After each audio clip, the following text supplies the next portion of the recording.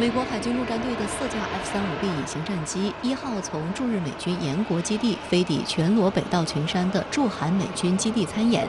驻韩美军第7航空队表示 ，F-35B 将与驻韩美军第8战斗飞行团和韩国空军第38战斗飞行战队战机在韩国领空开展例行战机联合军演。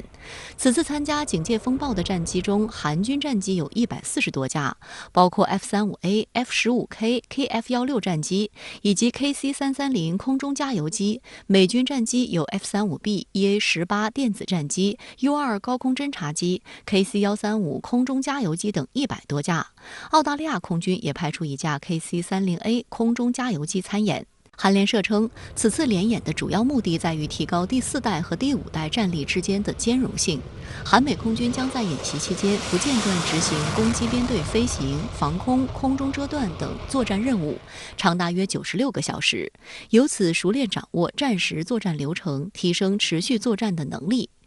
美韩曾于2015年首次实施名为"警戒王牌"的联合空中演习，2018年将该演习改名为备战综合训练，今年再次改名为警戒风暴，并扩大演习规模。据介绍，演习期间韩美战斗力出击次数将达1600多次，美国空军甚至称此次演习的飞行次数将创历史之最。演习就是必然对这个地区对这个威胁的这个国家产生重大的影响，因为它的这些机型数量这么多，你产生的这种打击的能力是非常强的，所以我认为在这个时间段举行这么大规模的演习，很显然是不利于地区的和平与稳定的。据朝中社报道，朝鲜外务省发言人10月31号发表谈话称，朝方已经做好采取一切必要措施的准备，美国要清醒地认识到，一旦企图对朝动武，美方也要付出对等的代价。朝鲜呢一直反对美国和韩国在朝鲜的周边进行这种军事演习，而这次呢，美国和韩国不但进行这样的演习，而且规模很大，并且把澳大利亚也给拉进来，并且动用它驻扎在日本的军事基地，所以对于朝鲜来说，它的影响或者威胁是很大的。朝鲜舆论也批评尹锡悦政府的对朝敌视政策。朝鲜社会科学院教授李振成日前在朝鲜对韩宣传媒体统一的回声上的评论称，最近朝鲜半岛局势严重恶化，正是由美国的敌视朝鲜政策和韩国当局的反朝对决策动。朝鲜祖国和平统一委员会的官方网站我们民族之间则刊登评论，强烈批判尹锡悦10月25号在韩国国会的施政演说，称尹锡悦为挽救自己跌到谷底的支持率，挑衅朝鲜制造安全危机，是无耻到极点的行为。朝鲜必然要对这样的军事行动产生相应的反制。那么这种反制呢，有2方面，一方面呢就是主动的，就是你搞军事演习，我也搞军事演习。对于朝方指责，韩国统一部官员1号表示，当前的朝鲜半岛紧张局势由朝鲜盲目研制核导。近期朝鲜半岛局势持续紧张，10月18号，朝韩两军均在三八线附近重启炮兵实弹演习。和过去一样，朝韩双方在进行完演习以后，均指责对方挑衅。10月24号，朝韩双方互相指责对方船只越界并警告射击。事件发生的地点为朝鲜半岛西部海域白领岛西北方向约27公里处，韩方认定此处为海上北方界限，本方一侧。朝韩双方对于半岛西部海域划界存在争议，海上北方界限由韩方认定，朝鲜方面多次否认这条界限有效性，两国曾多次在附近水域发生冲突。好，相关话题马上来连线特约评论员吴健。吴健你好，